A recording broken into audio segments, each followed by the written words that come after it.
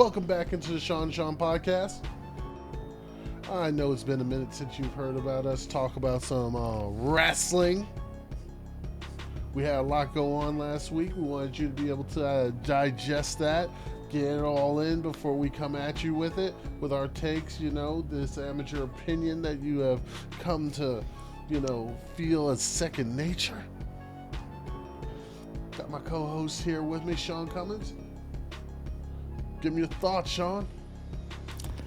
Wow, it's been a while since we talked to you guys, and there has been a lot happening these past, 2 weeks? And it's been an exciting 2 weeks. We had Stand and Deliver, we had WrestleMania, but before we get to that, we're going to talk a little bit of Impact. We're going to talk a little bit of hardcore. We're going to get hardcore in here, so grab your steel chair. You can sit on it if you want. If not, use it as a weapon. Find some kendo sticks. Baseball bats are always encouraged. So grab your weapon of choice, buckle in. We got a good episode for you. So full disclosure to the people today, I got my comfy sweater on today. I'm going to try to come and bring it the best I can. But a little sad today. I hit a deer last night. Exploded the grill on my car. Apparently the deer was able to get up and go away, but my pocketbook is gonna hurt. So, Everybody's safe though, right? Everybody's safe. Except for the pocketbook. Yeah. Except for the pocketbook. It looked like that. Looked like Bambi was like who you think?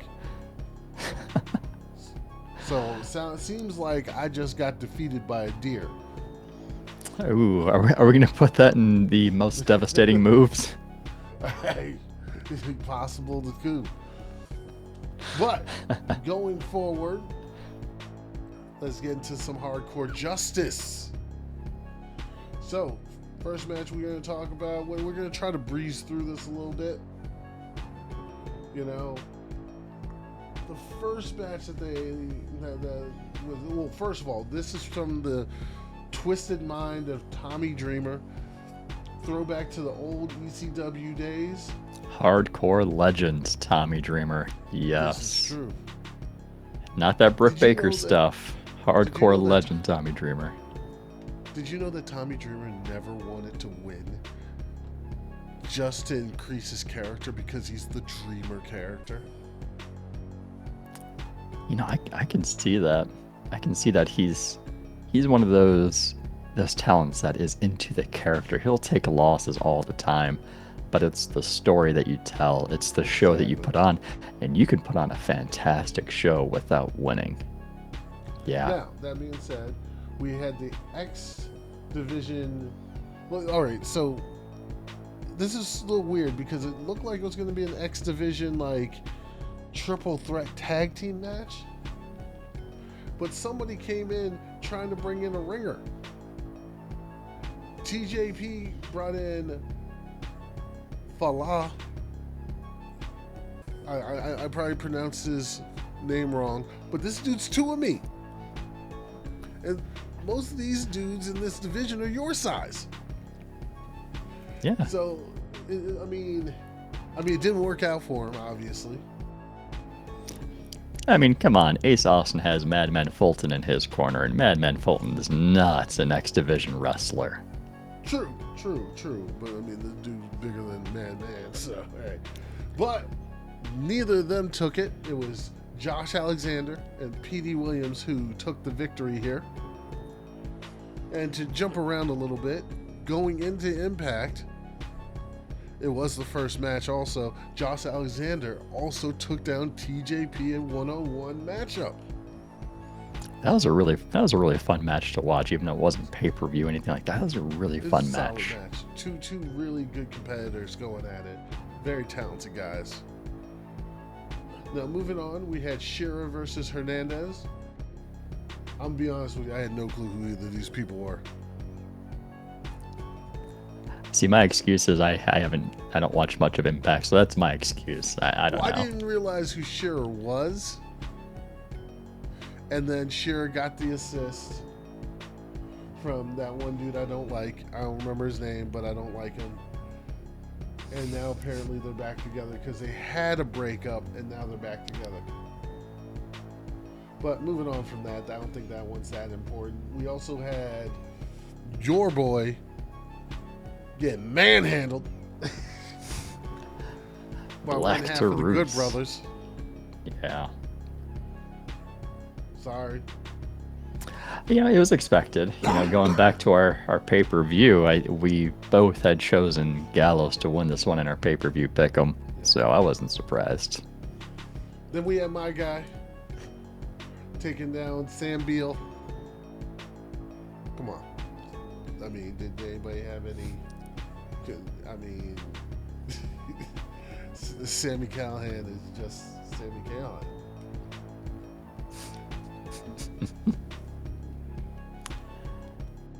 So, all right. So now I'm gonna jump to the knockouts, the knockouts big brawl, and all of a sudden, this crazy thing was going on where this lady was coming up to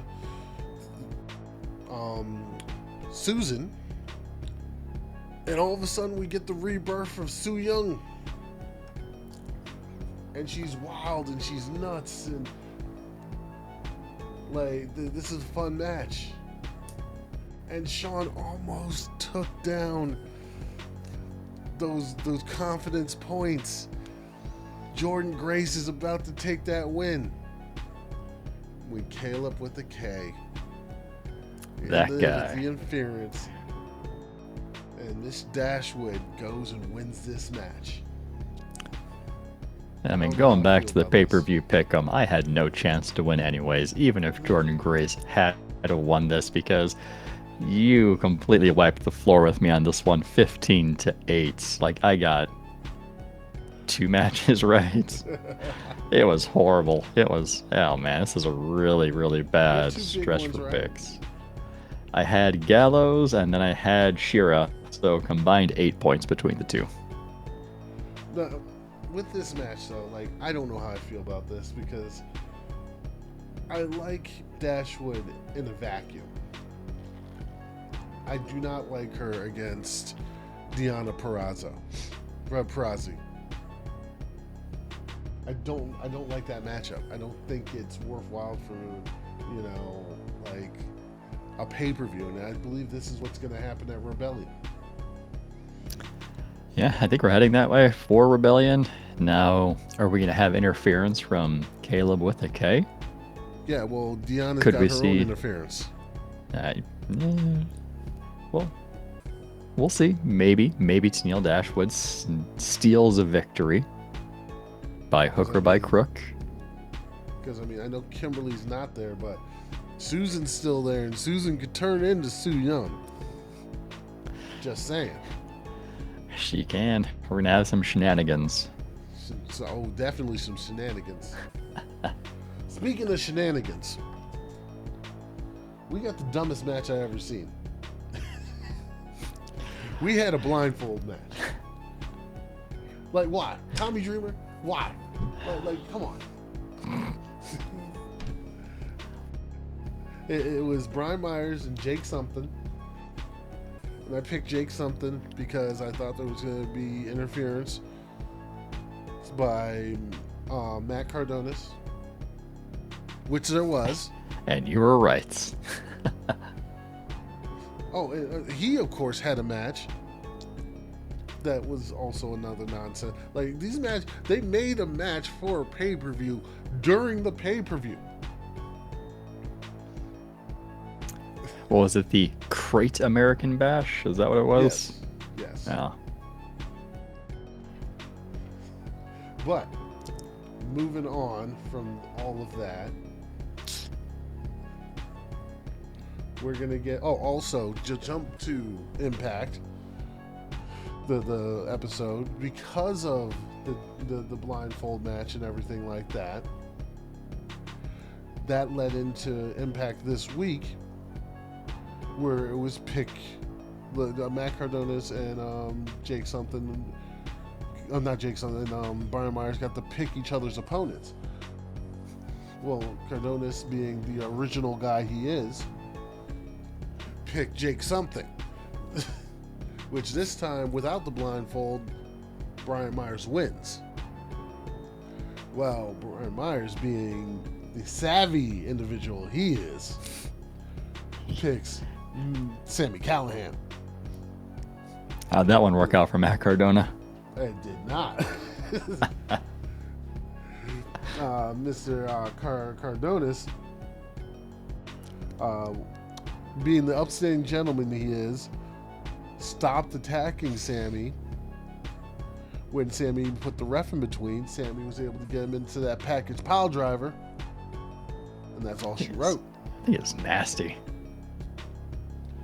Sami's going to come up again a little bit later. Man, that dude is just in the mix. So, next up, we're gonna go back to knockouts. Both me and you thought, oh, there's no way that Jazz ends her career here. But she did. Deonna Purrazzo wins the match. And Jazz's career is over. I was really surprised by this. Really surprised. Indeed. Indeed. Well, forward to Impact. It's her going away. They give her one more match, an impromptu match with Fire and Flava because they got big mouths. They come out. Jazz and Jordan get the dub. But we know. Then we have the big ceremony. But we know Jazz is done because then they go to the back. I forgot his name, but he's trying to set the match up, and Jazz is like, no, I'm a woman of my word.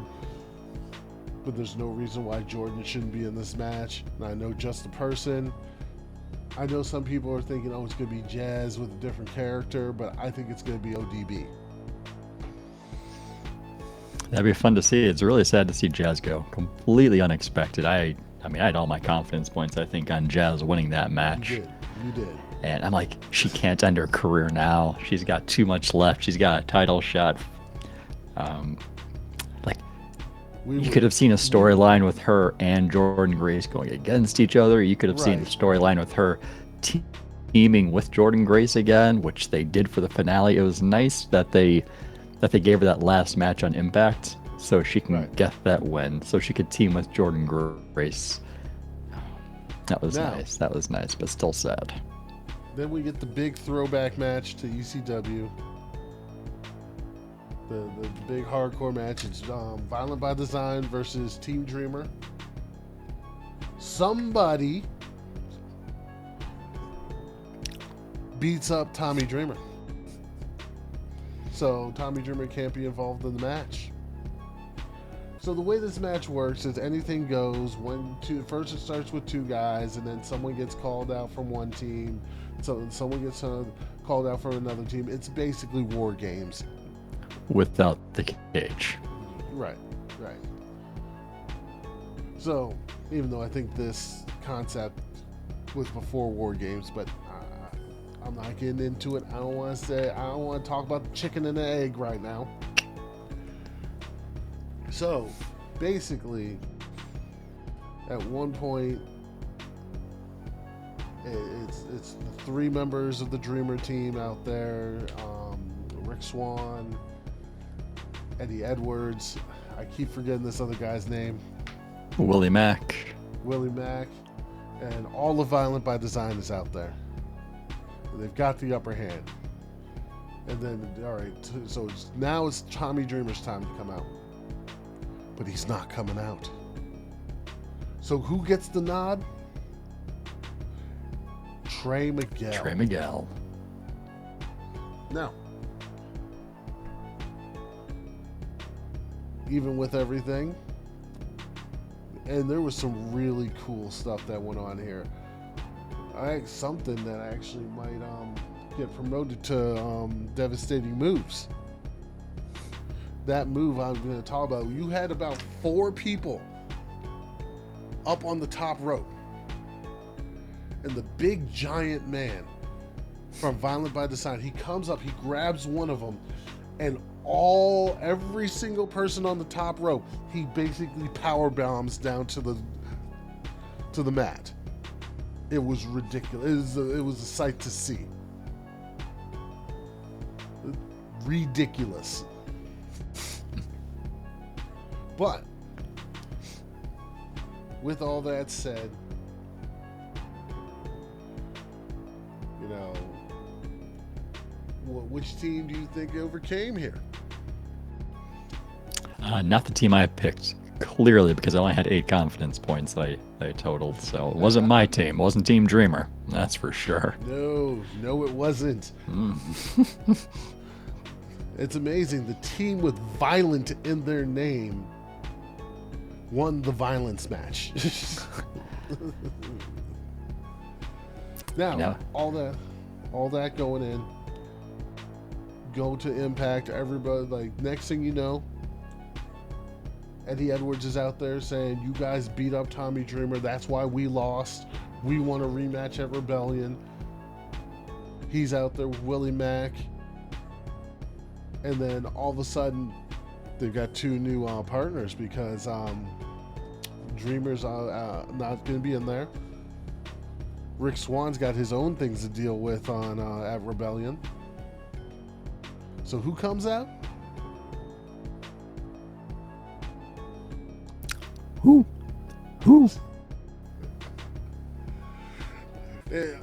It's beer. What's their tag name? Beers and Beer Gun. Beer Guns. Yes, the Beer Guns come out. So we're gonna have Violent by Design versus this team, which should be a lot of fun because Beer Guns has already been beefing with Violent by Design. Also, next up, we find out Violent by Design did not attack Tommy Dreamer. Lo and behold, it was Sami Callihan. Just to give Trey Miguel the opportunity. What type of whacked out logic is that? But that's what we've come to know, love, and expect from Sami Callihan, right? It's whacked out logic. So the Sami and Trey Miguel rivalry is getting, this whole thing, this feud is getting up to another notch. I think Trey's gonna join him. I think it's gonna happen. You think so? I think he protests too much.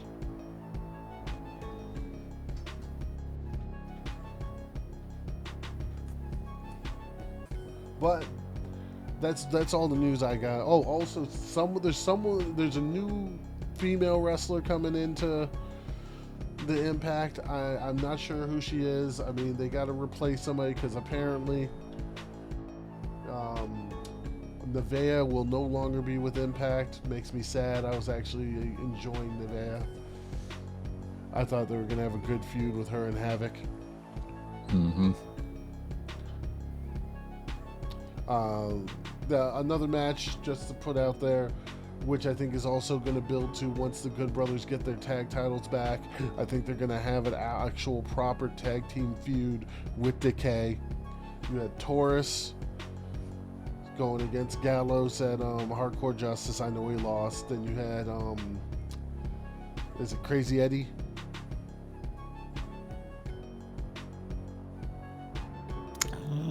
Wait, which match was that? Well, this was on Impact recently. The other member of Decay. Crazy Steve, yeah. Crazy Steve, that's it. Crazy Steve went against Anderson. He lost. Now, note, I don't think any of these losses were clean. So, well, not purely clean. Like, there was interference. But, so I think this is going to possibly lead to something going on where there's a tag title feud between Decay and the Good Brothers. That's my thoughts there. Like to see that. You got any other thoughts on Impact?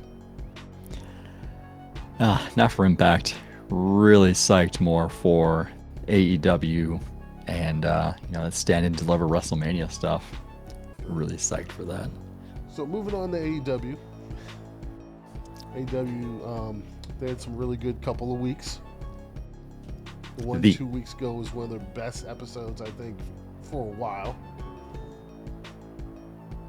NXT did pretty well the week before when they were going on the same night as Stand and Deliver. They did True. pretty well that night. And That's the then, one I'm talking about. That's the, yes, the Inner Circle is back. Yes. Remember though, What's that? they got a new member though. And who's that new member? Who? Oh, it's Iron Mike Tyson.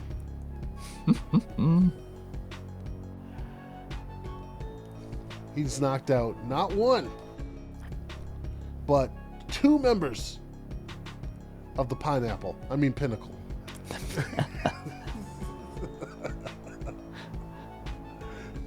MJF trying to go up to Mike Tyson with a blank check. He's like, boy, don't you know this man's rich?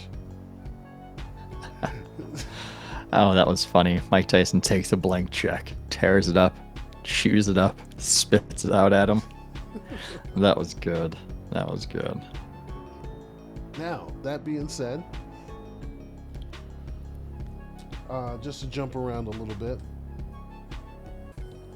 do you think that NXT might have some competition in terms of a women's division?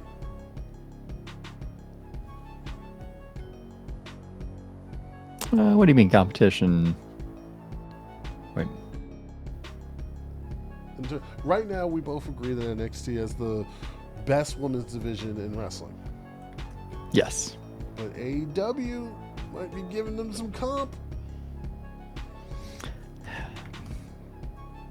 They might be. It's nice to see that the AEW team is doing better with the women's division, improving it. But are you still having people from multiple promotions coming in? Is it just AEW by itself? Hey, but at the same time, still, those multiple promotions are helping out. But with that even said, you still have Ty Conti. The Bunny showed us something. Yeah, the bunnies looked really good. It kind of makes you wonder, why haven't we seen more of her before? We got our alien buddy back, she is a monster. Chris Statlander, yes. Well, that was a variation of a tombstone pile driver that went straight into a pin. That's a nasty move. And then the funniest thing is, we have Britt Baker saying exactly what you've been trying to say. What? She's sitting there like, give the people what they want, Sean. Come on, Tony Khan. Listen to Britt. Listen to DMD. Listen to me. Give us what we want. We want to see Dr. Britt Baker get that push for a title, some storyline going. And I love how she kind of mocked AEW and their ranking system. And she's like, but my record is better than her record now that she has a loss. That should make me number 2 contender. And I just think it's funny that she's trying to work the system. And like, I'll compete on Dark. I'll compete on Elevation. I'll take on jobbers. I'll just do all of this to get my record up until I get my shot. And it's really interesting to see her do that on screen. But you kind of expect, because she has that heel now, so she can say all of that stuff. She can take those digs. But that's a question that I've been wondering myself for the past few months I've been watching AEW is, what's to stop any of those stars from just taking on jobbers just to build the record up, right? Just inflate that record, make it look better, because you're not taking on like the real talent, but you're just taking on the jobbers. What's to stop them from doing that? And I'm glad she mentioned that. I'm glad she brought that up, because I've been thinking about that for a while now. Well, I guess AEW is very self-aware there. I mean, with them. Yeah. Because you had Jade Cargill. Exactly. That she had a match with Red Velvet. But I think that the announcers mentioned strength of victory does matter, because they said if Red Velvet No, if Red Velvet would have beaten Jade Cargill, she could have moved up to number 2. Are they complicating things? Are they taking it a little bit too far with the ranking system? Because you think, It's like, possible. when do you hear strength of schedule, right? I think mostly I hear strength of schedule when it comes to football, College professional and college basketball. They always say strength of schedule, strength of schedule. All right, don't complicate things. I'm glad you're keeping the win-loss record, but are you going to start having a column of what are quality wins? What are quality opponents? Are you going to rank everybody's? Apparently they do. I mean, Ty Conti's number 1 contender now. You could easily see Jade Cargill up there very soon. Britt Baker up there very soon. Get her a speech therapist or something. Damn. Who, Cargill? Cargill, you know who. Yeah, oh, she needs a mouthpiece. She needs somebody to talk for her until she is more comfortable. You know, a Paul Bearer, some sort of manager. Yeah. She is a beast of a woman. Good Lord. Yeah. In which she wrecked Red Velvet. She did. She did, what was that exploder suplex, and she threw her into the audience, which was really a couple wrestlers there themselves. But Now, that was a fun spot. Moving on, because we're just jumping through. Is Ray Phoenix the greatest, like, actual performing wrestler in the world right now? Man, my notes for that matchup said, Ray Phoenix looks magnificent. Which match does he not? Man. This dude is ridiculous. Like there's stuff he does where it's just like, okay, I'm just gonna watch. Yeah, he reminds me of Rey Mysterio, but a better Rey Mysterio. Right. And that's not a slight against Rey Mysterio because he's fantastic in his own right, but Ray Phoenix just does it differently, and it makes it look a little bit better. It's so smooth. Like, yeah, everything he does, even though the Young Bucks proved they went a little too heel for me personally. They're with Kenny Omega. They're with Don Callis. There is no such thing as going too heel with those guys. I mean, it was a little much. But then they proved how truly heel they were. They didn't just try to. They ripped off Ray Phoenix's mask. They did, but let's back this up for the folks, because what happened the week prior? What happened on that April 7th episode? You had Kenny Omega, you had the Good Brothers going against Jon Moxley, going against the Young Bucks. It was a nice match. It had some dramatic build to it, but, at the end, Matt Jackson just can't bring himself to finish off Jon Moxley. Or not Jon Moxley, but Kenny Omega. And Jon Moxley, he gets tired of it. He's like, come on, I'll show you how it's done. Tags himself in, goes in the ring. He delivers 2 paradigm shifts to Kenny Omega, and he's getting ready to attempt a third. And then all of a sudden, what happens? Boom. Super kick. As much as I don't like super kicks, right? As much as I don't like them, Nick Jackson delivers a super kick to Jon Moxley, which is followed up by Matt Jackson's super kick. And then we see the Young Bucks turn heel. And that brings us to this week. The intro to the show was pretty much the Young Bucks talking about going heel. And I love the shirt that Nick Jackson was wearing, because he said, I heart heel turns. So that was, I like that one. I said it from the beginning, though. I said it from the very beginning. I didn't like them. AEW's doing a really good job of creating heels I don't like. Because I normally like the heels. Even though I do want to like the Good Brothers. But you can. I've never liked the Bucks. Especially Matt Jackson. Some of his facial expressions, worse than Peyton Royce's facial expressions. Oh. Yeah, I know. Back to the action. So this week they were defending the titles against Rey Fenix and Pac of the Death Triangle. Yep. Great match. I mean, they really gave us a pay-per-view quality match to start the show of Dynamite, which was fantastic to see. And, after a few minutes of action between Matt Jackson and Pac, Matt Jackson goes to his normal corner to get that tag in, only to be met by Rey Fenix just staring back at him. And I thought that was really funny. That was a funny spot. And then we get to the end, like we were talking about earlier, where what was it? Was it Matt Jackson or was it Nick? Nick Jackson unmasks Rey Fenix. So what does Phoenix do? Because he has that tradition of wearing the mask, and that's everything to him. He's got to cover his face. And then he gets the stereo super kick. And he didn't see it coming. Pun intended. Yeah.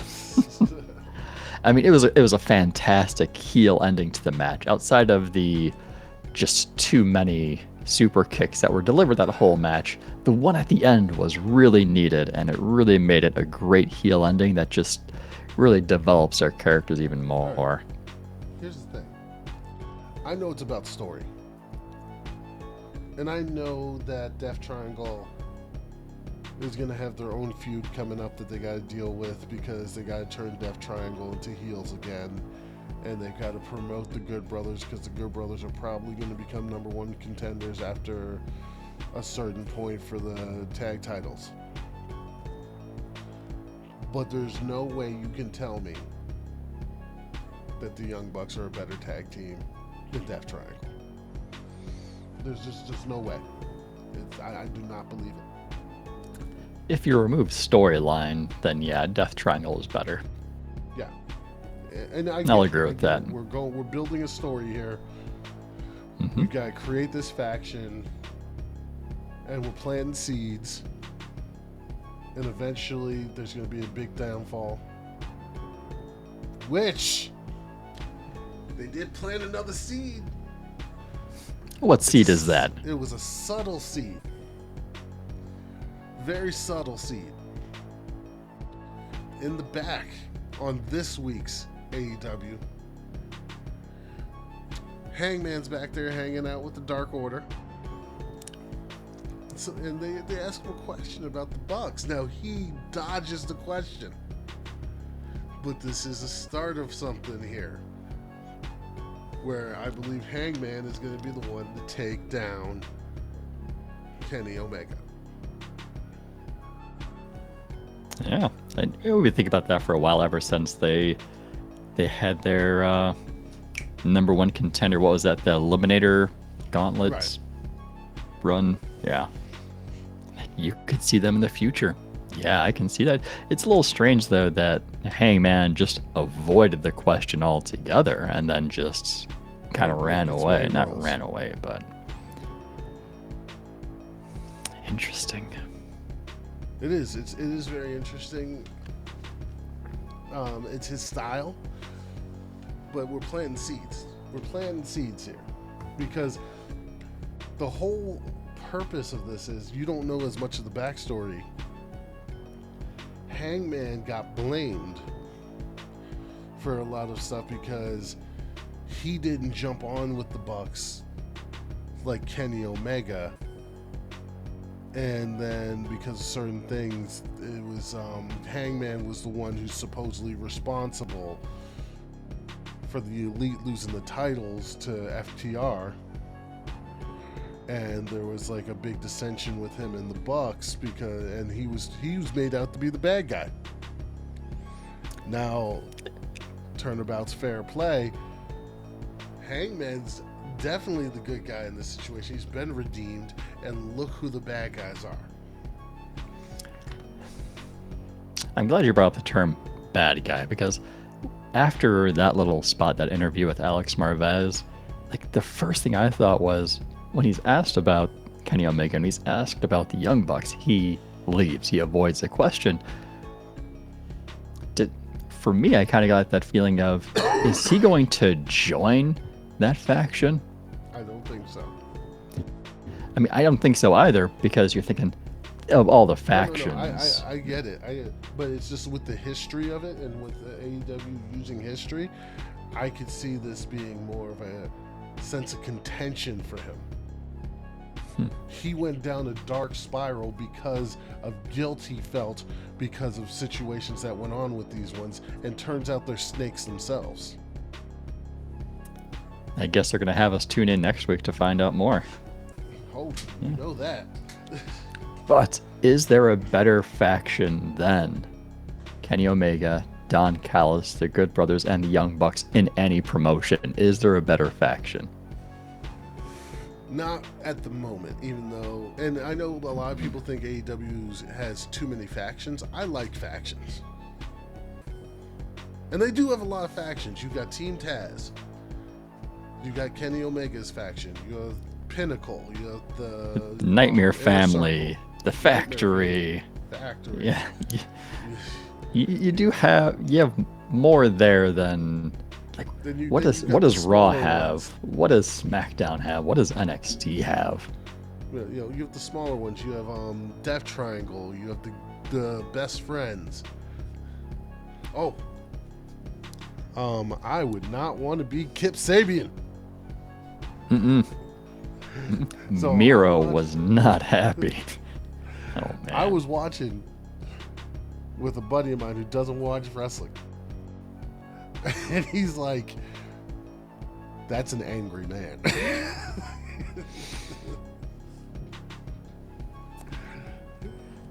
Woo! Yeah. I mean, what was it? After the Arcade Anarchy, Miro just felt like Kip Sabian left, didn't come over to help. And when you think about it, for the last half of that match, it was really just Miro fighting off 3 people or getting beat up by 3 people. That's what it was. So He was fantastic, though. He was. I mean, they put him over in a big way. How soon until we see him go for the TNT title? I don't know if it's going to be the TNT title. I think he wants to go for something higher, and it's just he's got to get built up more. He does. I mean, like right away, he wouldn't be able to go for the AEW title, but he can go for the TNT. AEW is going to be in a real tough spot coming up very soon, in my opinion. You got a lot of guys here, and there's only so much to go around. See, and I'm glad you mentioned that because, you know, when we talked about AEW in the beginning, when it was very new, it was new. It was fresh. But now I think they're getting to the point where now they have a lot of talent, and now they're going to have a little bit more challenging of a time putting together storylines for everybody, because in the beginning you have a couple of storylines, and over time they start to branch off, and now I think they're to the point where it's getting similar to like the criticisms that we have for Raw and SmackDown. You have this talent, you're not using it, or you have the talent and you're not using it properly. And I fear that we're out of the honeymoon phase for AEW and we're heading that direction. Well, but here's one thing at least they do that Raw doesn't do, or especially Raw, but both Raw and SmackDown don't do. At least they have the talent there. They do promos with them. They remind you this person exists. They don't just have them off the show for like 3 weeks and it's also like, boom, there's Naomi. You know, Britt Baker does a promo every week. Brian Cage has been on every week. Even if it is for 10, 15 seconds. Yeah, I get it. Right. I get it. Right. Even though your guy who came down, did his finishing move, and that's about it. Stared at Sting and the Murder Hawk. But you do have these guys. You have the Murder Hawk. You have Brian Cage. You have Miro. These guys are going to be in heavyweight championship contention. You got Hangman. Like, but they show them at least. They're showing these guys, and they're moving. At least they're moving away from guys, even though they still have Jericho out there. They have Sting out there, but what does Sting really do? He just gives a spot for Tony Schiavone to say, "It's Sting." How does more happen in less time on AEW than on Raw?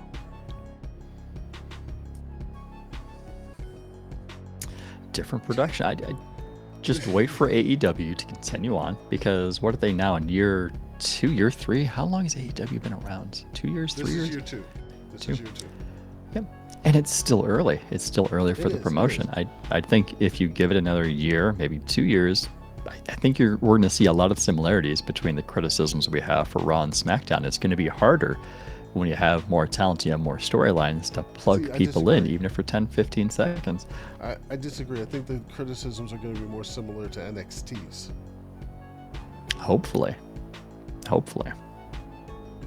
What they need to do is they need to figure out a way to get people to watch AEW Dark, and all that, because they have matches on there.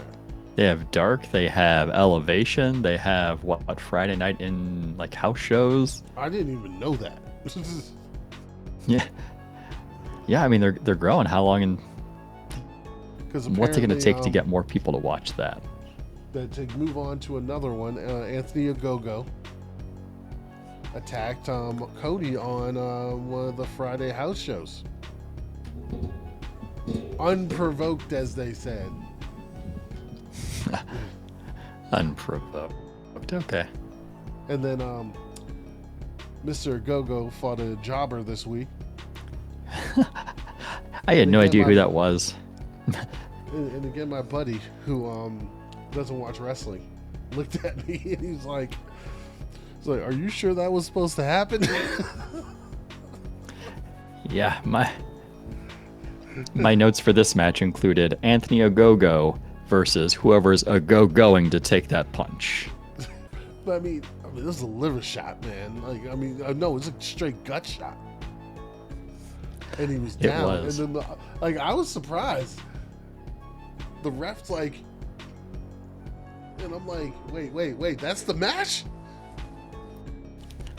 Maybe that's where that whole Jake Paul got his idea for his fights. Have you heard about that controversy? I have not.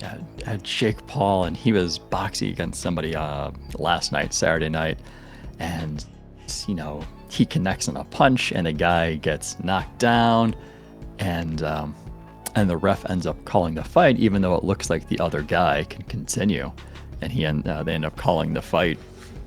So there's some controversy around it, was it staged? Did the opponent take a dive to make Jake Paul look good?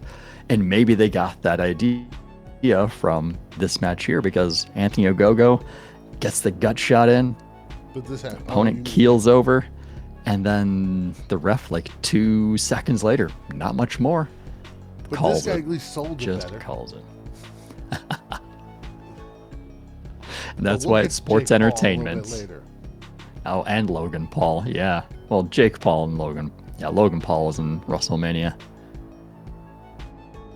I think. I get them mixed up. We'll find out. I'll look it up, yeah. Anyways, it's just, there's a lot, there is a lot going on with AEW. I know we're not sticking to specific matches or anything like that. We're jumping all over the place. But we wanted to do more of an informational thing with AEW this week. They've had some really good shows. We had a great match for the main event this past week, which was Darby Allin and Matt Hardy. And I'm just going to say this. There's no finisher created that Darby Allin can't kick out of. Yep, ridiculous. And we talked about this earlier. Ridiculous. Darby Allin has his head stuck in a chair, compliments of Matt Hardy, and then Matt Hardy gives him a twist of fate while his head is stuck in the chair, essentially doing a twist of fate guillotine with a steel chair, and he kicks out. And then a few moments later, Matt Hardy gets a ladder, puts Darby Allin on the table, climbs up the ladder, does a leg drop, only gets a 2 count. I'm thinking, really? Really? Remember back All in of the this? day And where- apparently Darby Allin is just indestructible. Remember back in the day when Hogan would beat people with the leg drop? Different, yeah.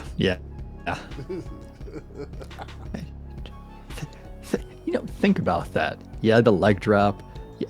What was like Ric Flair's move? Ric Flair was doing the figure the four. chops to the chest and then the figure 4, and then you're done for. Hogan had a leg drop. Leg drop. It's amazing to see how far sports entertainment has come since the 80s. Gotta up it.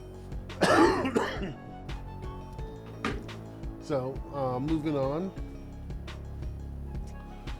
Do you have any other thoughts for this week?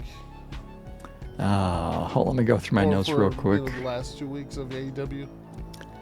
Last 2 weeks. Let's see. Any notes, any thoughts? Bunny Taikante, they looked good. I think Bunny needs more of a push. Why haven't we seen her more? Thunder Rosa putting people on notice this week. Ooh. Let's But see. those are those other promotions that you don't like to do. Yeah. I know. If she can come over to AEW, that'd be better. All right, we had Chris Statlander versus the Jobber. Welcome back, Chris Statlander. Team Taz were still planting the seeds for dissension between Ricky Starks and Brian Cage, waiting on Christian Cage's decision. Well, no, Christian Cage. gave the decision. Christian Cage gave a decision, and he also gave what could be considered a very devastating move of the week, which is telling Taz, no, and I'm glad you're standing on those 3 steps so we could see face to face. Yeah, but next week he's going to be seeing somebody face to face. Yeah, he's got what, Powerhouse Hobbs? Yeah. Since Brian Cage is eventually going to leave Team Taz because that's where it's headed, and Christian Cage is going against Team Taz, are we going to have like Cage and Cage? Christian Cage and Brian Cage teaming together? That'd be interesting. I think actually both Starks and Cage are going to leave Team Tags.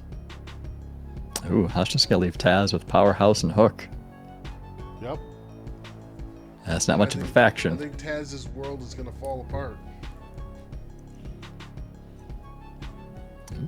That'd be easy. That'd be interesting to see.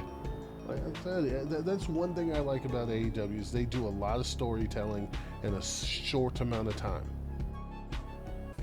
The other thing that they do well is matches. Yes, even though matches technically just happen, but they don't like just happen. Their storyline their storyline before the just happened. So it's not like on Raw where it's like 2 people are talking and all of a sudden, hey, they're in the ring 5 seconds later. Yeah. Right. They do it exactly. better. They do it better. All right, so we're gonna push through. We're gonna try to get NXT in here.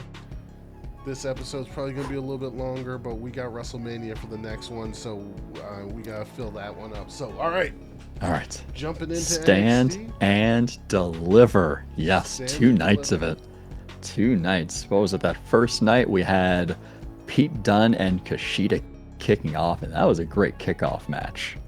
Right, that was a fun match between 2 technical wrestlers. They both did a good job of selling the injuries, selling what was it, like the joint manipulation. But what happened?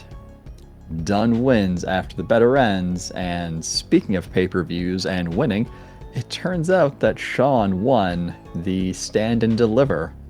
We did both nights combined, and he came away with a 49-43 victory. So right now, he's 2-0. We'll find out the next episode if he did a clean sweep or if I actually, put up a fighting chance and walked away with a win. So stay tuned for that. Stay tuned for that. But yeah. You were closer on this one. I was This closer. Kushida Came within match was 6. one of the ones that didn't work out for you. Yeah, if this would have gone differently, then yeah. Well, you knew it wasn't. Well, apparently not. No, apparently not. I didn't know. Well, at least I knew it wasn't. Yeah. And then what do we see this week on NXT? We see, fresh off a loss, Kushida going against Santos Escobar for the Cruiserweight title, because Santos Escobar is like, I'm a champion, open challenge, and before he even finished the sentence, Kushida comes out. Even though he did win with the most devastating move in all of sports entertainment. Surprisingly, Kushida came away with the win. I didn't expect it. Surprisingly, as you say that, what did he win with? The surprise roll up. Man, it's surprising. Yep, we're all about surprise. All right, moving on though. Moving on from I mean, other than Jordan Devlin already trying to challenge Kushida. Like, come on, bud. All right, so we had the six-man gauntlet eliminator match to determine the number one contender for the following night against Johnny Gargano. Whew, man, this was a match. By this. Yeah, you have Swerve and Ruff backstage. Swerve attacks Ruff on the way out. Love the drop kick by Swerve. Yes. He does. I love Grimes and Swerve taking the bribe. Even though he turned on him later, but I love him taking the bribe. Yeah.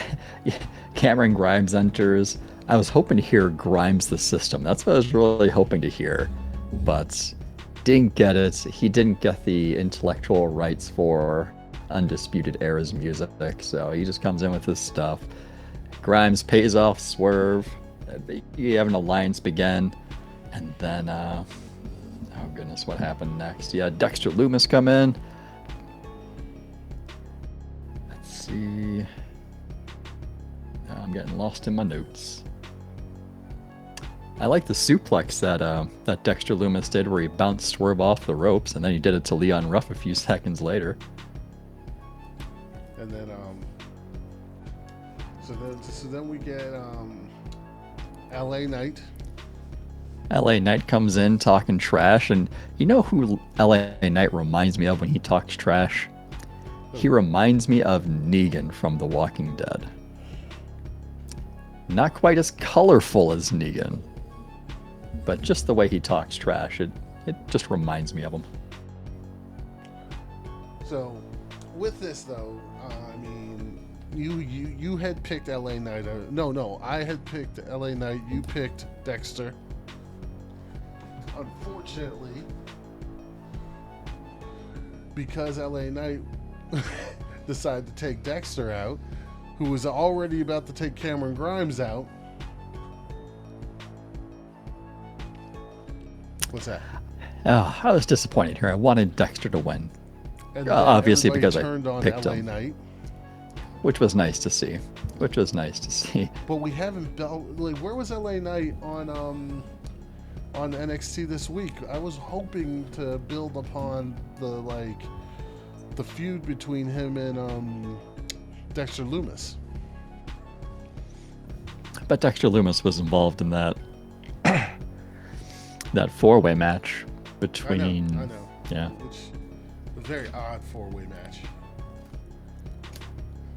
Entertaining, funny. Now, with that, we had some Swerve did what he could for the rest of this particular match. Rolls up Grimes, but then he's faced against Bronson Reed, who, let's face it, a guy like Swerve with his size, I mean, a guy with pretty much any size, you're not walking away from a Bronson Reed tsunami. No, you're not. You're not. You are not. So Bronson Reed earned the right to challenge Gargano.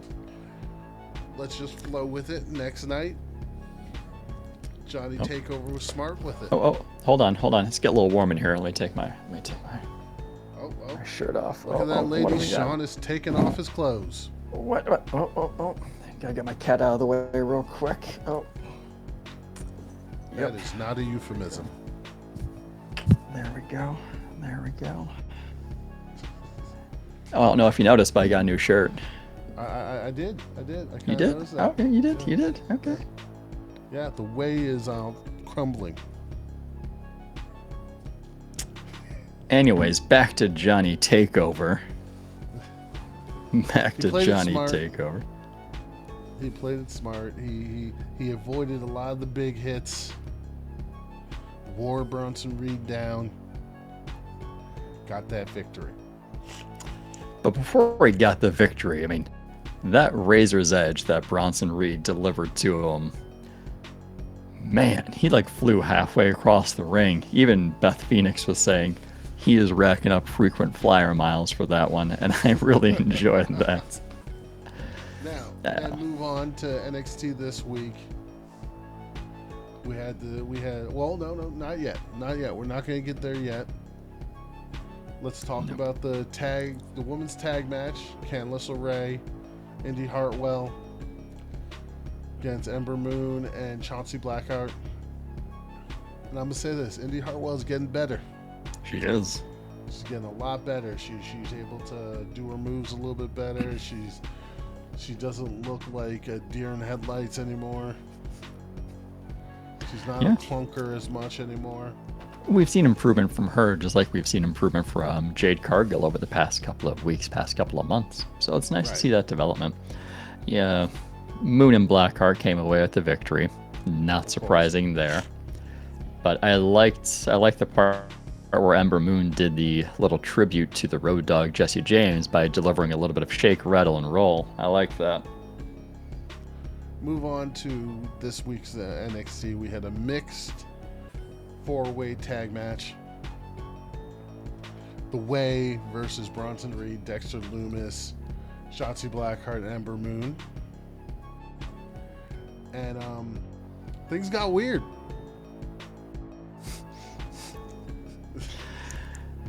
Yeah, weird, humorous weird, like when Austin Theory was in the ring with Dexter Lumis, and Austin Theory goes over to his corner because he doesn't want to be in the ring with Dexter, so he tries to tag out. And who's the first person he wants to try and tag in? Indy Hartwell. Yep, that was funny. I really enjoyed Johnny's headbands. If that becomes available in the WWE shop, I might be trying to order me one of those to go along with this shirt here. And then you had that spot where Indy tries to kiss Dexter, and then Candice pulls her off the apron. Let's see. She's like, other entertaining. No. Where she gets in the way of both of them. She's like, no. No. And then we have the spot where Candice is on a top rope and Bronson Reed's in the ring, and she tries to do a crossbody block against Bronson Reed, but she just bounces off him. Just bounces. And then we have Indy Hartwell playing possum. I mean, before that, Candice LeRae hit a pretty nice diving DDT on Dexter Lumis. Yes, that was good. Indy Hartwell. Shotzi saying, use me. And Bronson throws Shotzi Blackheart at everybody. Yeah. But the real thing, Indy Hartwell makes it very weird she gets in the ring while Dexter Lumis has the silence on Johnny. And then she goes to kick him, and she's like, I can't kick him. So what she does is she just drops down on the mat and pretends that someone knocked her out, and Dexter looks over and he's all enamored with her and he's about to grab her, and then all of a sudden Austin Theory comes and hits Dexter, which pisses off Indy Hartwell, who throws Austin Theory out of the ring. And then she does her plop thing again. Dexter picks her up and leaves the arena. While being carried out, she gives a little turn back to the camera, a little wink, a little thumbs up. Okay, we see you, Indy. Thirsty and funny. Hey, let her do her thing. Yep. And then after that, Candice tries to suplex Bronson Reed while he's on the turnbuckle. Yeah, that wasn't gonna work. You know, I give her got to give her credit for the confidence that she has to, one, try and do the crossbody block against Bronson Reed, and then here trying to do the suplex to Bronson Reed. Like, no one expected her to land that, but the confidence that she had to even attempt it, like, makes me think she's like Mighty Mouse. So basically, the way this ends is you have multiple things going on. You got I think it was Johnny getting taken out by what's her name, Ember Moon. You get Candice LeRae getting taken out by Shotzi. And then Austin Theory gets tsunami.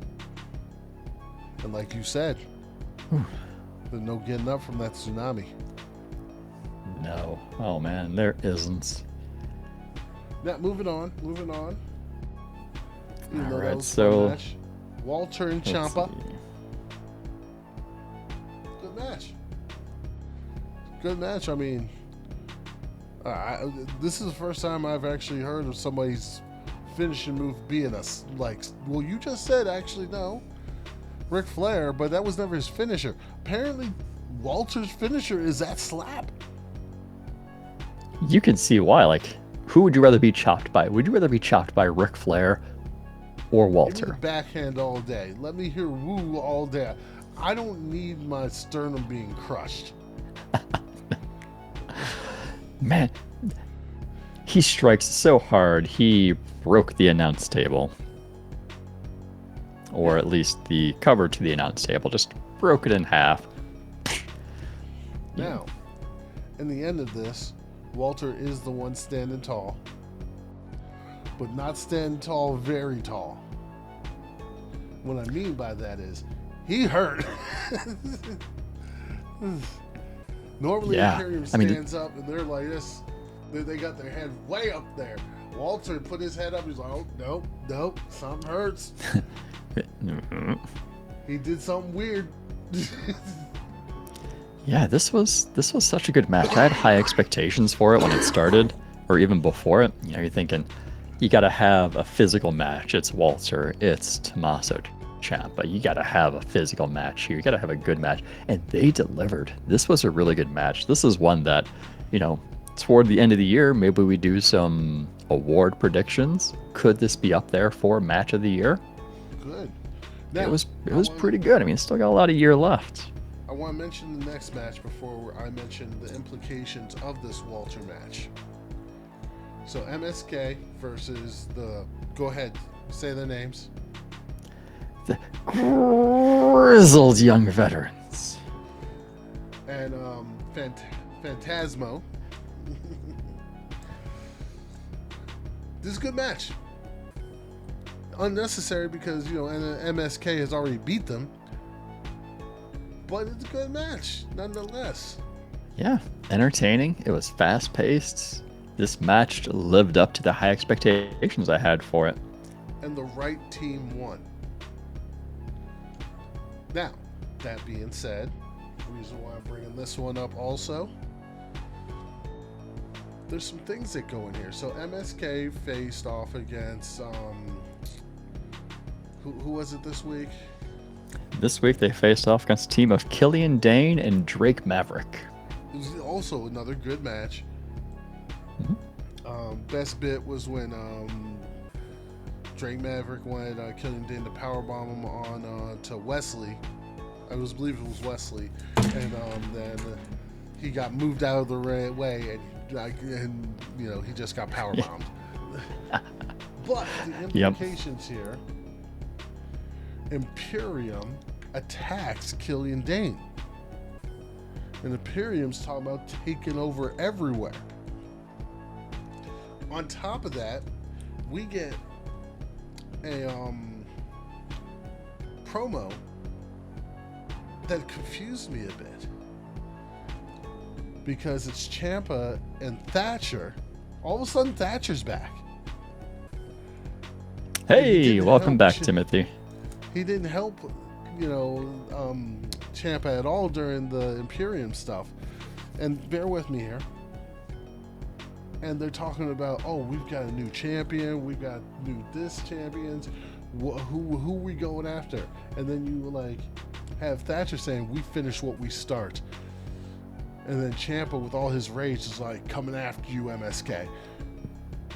But Ciampa also said, we passed all the tests from Imperium. Are they joining Imperium?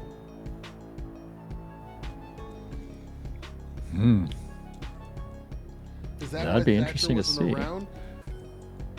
Did Ciampa have to pass the test of Imperium? Maybe. Or, I mean, are we going to tease a split between the two? Because we know this team's not going to stay together forever, right? Are we going to see something like Timothy Thatcher goes to Imperium? I don't know. And then come to Imperium. Remember, they attacked Drake Maverick before Stand and Deliver. Well, that's because Drake Maverick comes in their locker room with chairs, wondering what happened to Killian Dane, and Right. like, But remember yeah, now, that because they're also the ones that said that they looked at Dane and said, you used to be something better.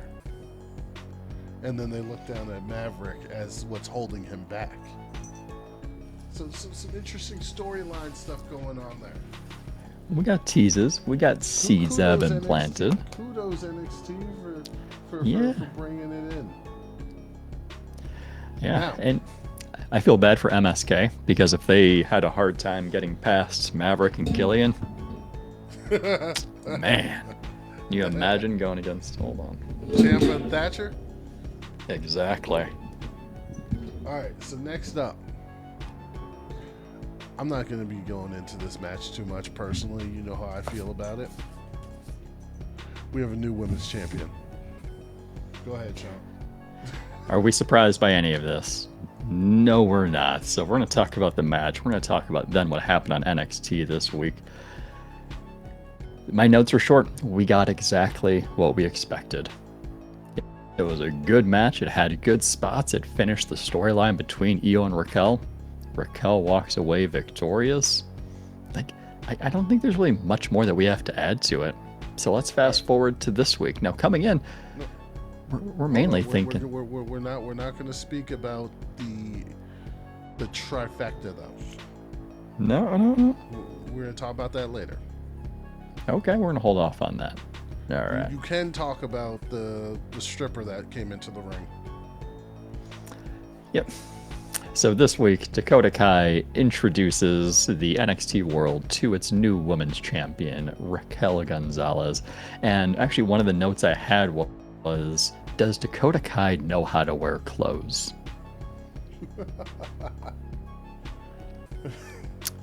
I don't know.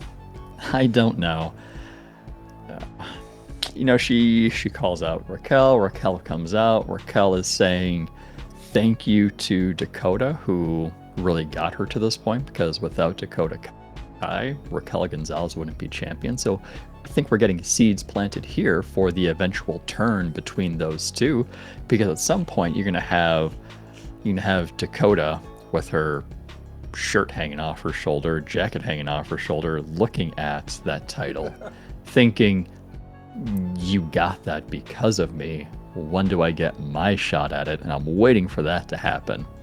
I'm waiting for that turn. But, for me this week, if you'd asked me last week, is Raquel heel or face? I would have said heel. Come to this week, she comes to the ring and she's smiling, and she's got that face smile. She's got that, like, I've accomplished so much. I fought so hard for this. And it's not your typical heel feel to a title. It just felt a little different. Especially when you got Carmella's weird sister who shows up.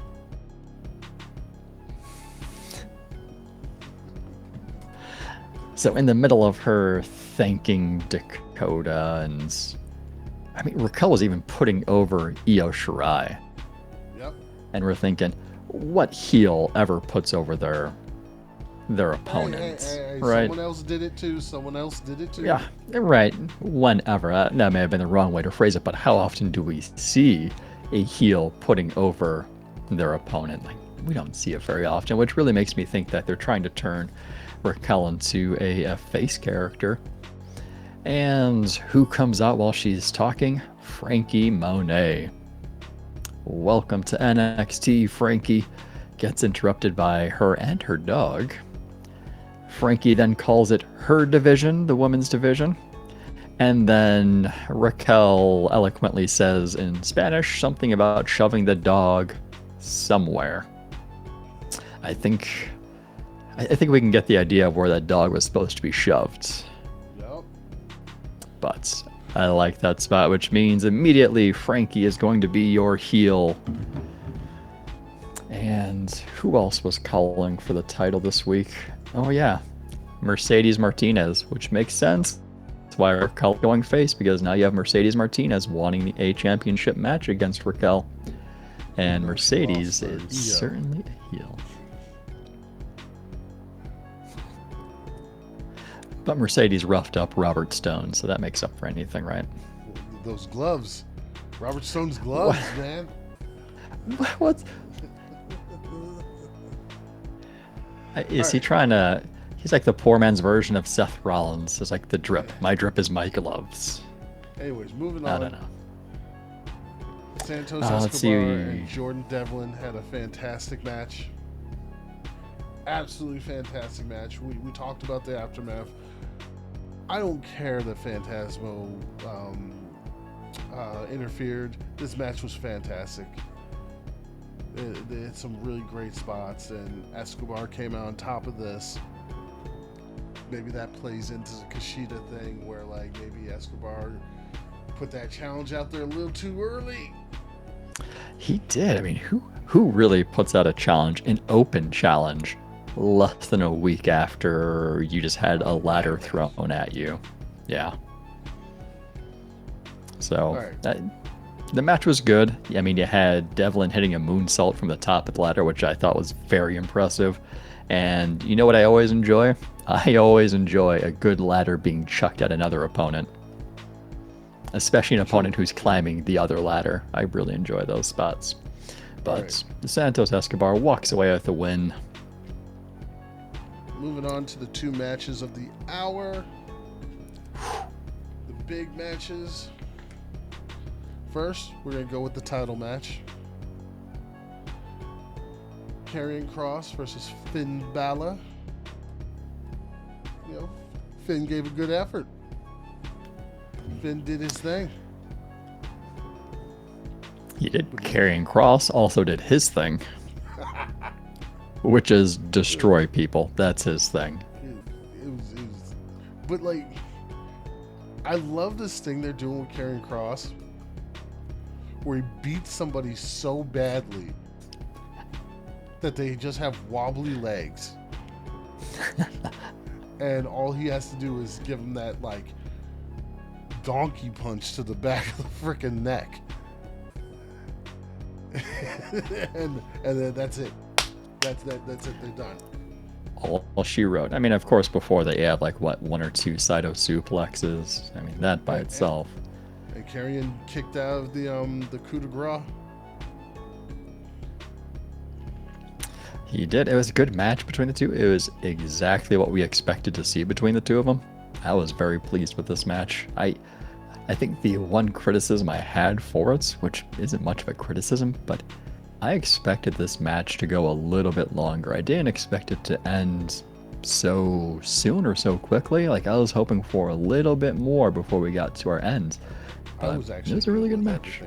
With it. And Karrion came out this next week and praised Finn Balor. But he put everybody on notice. Oh, yeah. He said, y'all might be hungry, but I'm starving.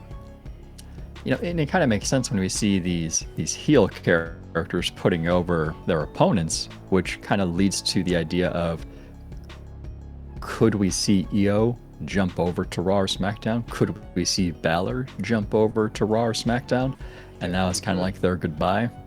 I see EO jumping because they're bringing in another Asian lady to like continue the mantle, and they framed it that way.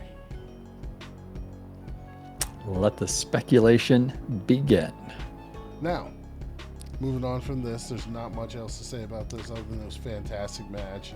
we'll see where they go from here. I want to know who's going to be the next number one contender. Like I said, I teased it during the thing when I texted you. Love to see Karrion Kross versus Walter, two undefeated guys. Oh man, that'd be such a fun match to watch. That'd be so fun. But let's move on to the war. Kyle O'Reilly versus Adam Cole. All out savagery. Oh man, you know what made this match so good? It wasn't the physicality. It wasn't the brutality. It was the storyline behind this match that made it so good. Because if you take away the storyline, it's just two guys beating the crap out of each other, right? But you had moments where like Kyle O'Reilly had to like dig deep and keep going because he didn't want to hurt.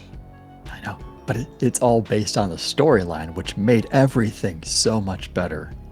So much better. The history and the storyline. Now the brutality, the physicality added to this match, but the storyline is where it was really at. Good spot though. They both sold injuries really well. They made it believable. You had Adam Cole clotheslining Kyle O'Reilly with the steel chain with oh goodness, I'm losing words. Yeah. Gets clotheslined with the chain to the face. You had Adam Cole, while he was in the guillotine on the ramp, put Kyle O'Reilly through the floor. And then to get him out, he got up out of the ramp, walked over to the side, did a couple super kicks to the side of the ramp, busted open a hole, then dragged Kyle O'Reilly out, which I thought was a nice spot. There were a couple other spots in here I liked. What do we have? Adam Cole hitting Kyle O'Reilly in the face with a TV monitor. That was a big ass TV. That was nice. Oh man. Yeah. Ooh. Good match. Really. There could be something from this match showing up on devastating moves. There could be. For me though, you know what I think about is if Nia Jax can put Lana through a table for like 2 months in a row, 8 consecutive weeks, how come Kyle O'Reilly can't put Adam Cole through a table with a suplex? I don't know. They must have harder tables at NXT. But Adam Cole definitely looked like a rubber because he looked like he just bounced off that table, which made it look even more hurtful, even more painful. He did, and it was only fitting that Adam Cole leaves this match on a stretcher. Yep, Kyle O'Reilly takes the victory. He did. And both of them went to the hospital. For some reason, going down the hallway at the same time, and both of them screaming. Well, more Cole screaming at O'Reilly. But you get the gist. I want this rivalry to be over. This ended. I know. This ended so well that. Okay, I get if there's gonna be a rivalry at some point further down the line, but I want to put the emphasis on further down the line. If you come back at the next takeover and you have these two going at it one more time, it's too soon. It's too early. Let it marinate. Let it simmer. This feud, this anger that the two have, the hostility. Let it marinate. You know, if you want to revisit this 6, 7, 8 months down the line, I'm fine with that. But don't do it too soon. Don't do it too soon.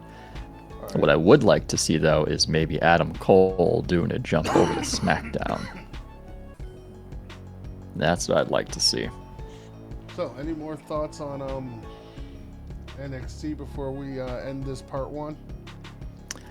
Oh, let's see. Stand and Deliver was fantastic. The 2 nights, both of them turned out equally well. I love the storylines. I love the stories being told. I love the action that we saw.